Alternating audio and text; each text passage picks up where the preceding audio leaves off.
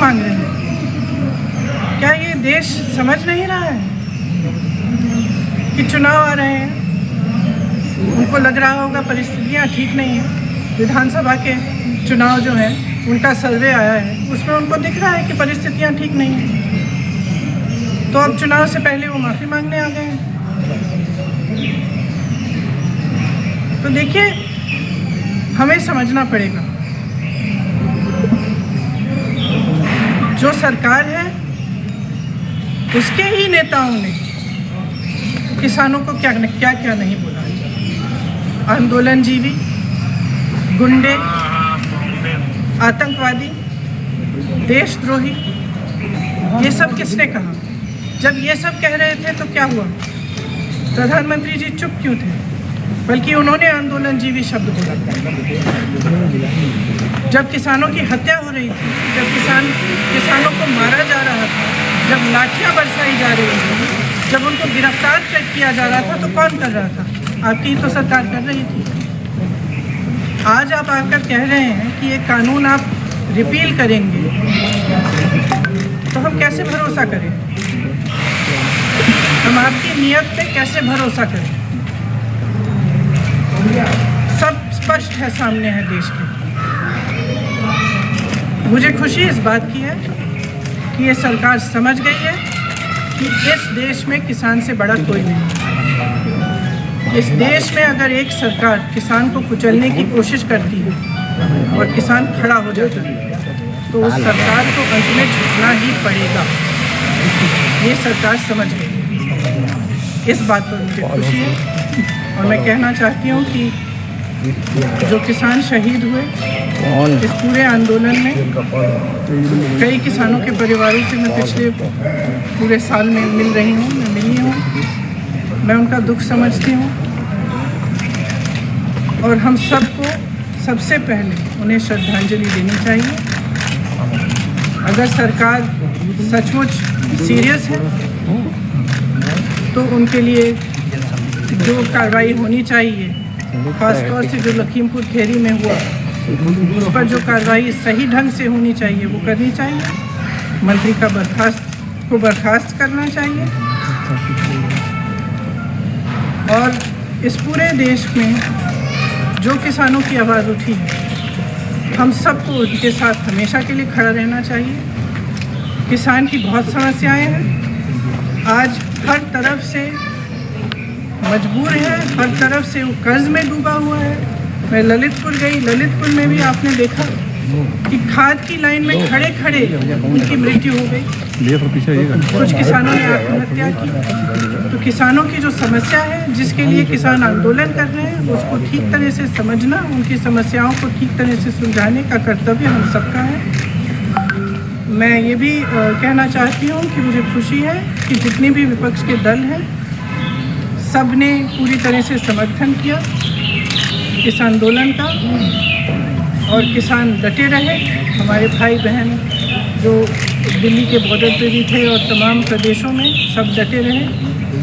और आज हम उन सबको धन्यवाद देना चाहते हैं। जैसे मैंने कहा, जो शहीद हुए हैं उनको श्रद्धांजलि। प्रियंका जी तमाम छोटी छोटी चीज़ों के लिए अध्यादेश लाते हैं, तो इसके लिए क्यों नहीं? क्या इसके लिए भी कोई योजना है कि जब चुनाव पास आएगा तब हम धूमधाम से इसको करेंगे? अभी क्यों नहीं करते? किसान नेताओं ने कहा है कि वो अपना बिल अभी आंदोलन जारी रखेंगे और वो वापस नहीं जाएंगे, तो इसमें क्या कांग्रेस उसका समर्थन करती है? आपको लगता है कि आप किस स्टैंड, आपका स्टैंड क्या है? उनका स्टैंड बिल्कुल सही है, क्योंकि जब इस सरकार की नीयत पर भरोसा नहीं किया जा सकता, उनका रुख रोज बदलता है। तो ये बिल्कुल सही है कि पहले कानून रिपील करें ठीक ढंग से, फिर देखा जाए। Priyanka ji, one question. Given that these have been repealed at the end of the day, They have not been repealed yet. They have not been yes, that they are going to be repealed. Would the opposition in UP have to recalibrate their strategy anyway for the western part of the state? Do you feel that as a political I feel that the people of India are extremely wise. And I feel that the people of India are extremely wise. Frankly, there is no one wiser than the farmer. He knows what is good for him, he knows who stands up for him, and he has seen what this government has done, not just with the farm laws, but progressively over the last 7 years to weaken him and to ensure that agriculture is handed over to certain large industrialists, which will not ensure the safety and security of the farmer. Priyanka ji ये बताइए कि उत्तर प्रदेश के साथ साथ उत्तर प्रदेश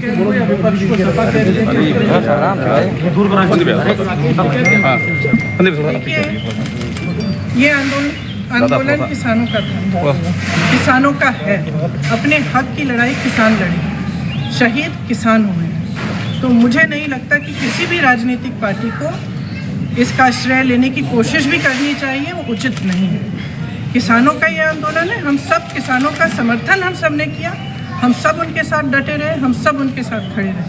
लेकिन जिसका आंदोलन है, जिसने किया है, उसी का। प्रियंका जी उत्तर प्रदेश और पंजाब दोनों के चुनाव हैं। एक एक करके ले लीजिए 20 सवाल, ऐसे नहीं आ पाएगा। आप बोलिए। मैं कह रहा प्रियंका जी कि उत्तर प्रदेश नीचे करो यार, भैया देखो भैया ट्राइपॉड नीचे करो मेरा भाई, तुम कहाँ है यार? कहा था पहले नीचे रहो यार। प्रयास होंगे जैसे दादा आप भाई, अरे यार हम जो आज हुआ है, पूरी तरह से इसमें देख रहे हैं वो हमारे जीत है और अहंकार की हार।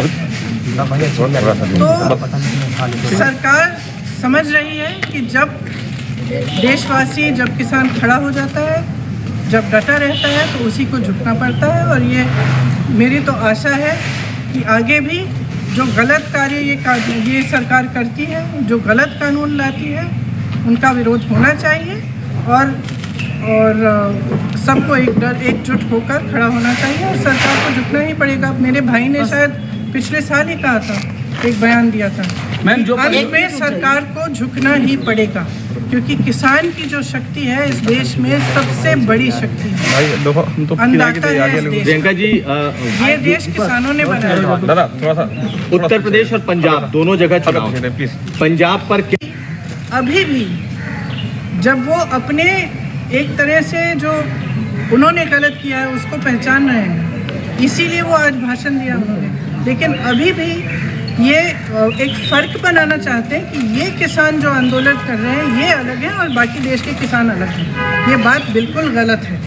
पूरा देश का किसान एक है। आज देश में एक भी किसान नहीं है जो प्रताड़ित नहीं है, एक भी किसान नहीं है जिसकी बड़ी बड़ी समस्याएं नहीं है, जो कर्ज में नहीं डूब रहा है वो, या किसी और वजह से दिक्कत उसको नहीं आ रही हो। आपने देखा पेट्रोल और डीजल के दाम क्या हैं। डीजल के दाम से सबसे बड़ा प्रभाव किस पर होता है? खाद मिल नहीं रही है, खाद की लाइन में लोग गुजर रहे हैं। देखिए, जनता में बहुत विवेक है, जनता सब कुछ समझ रही है।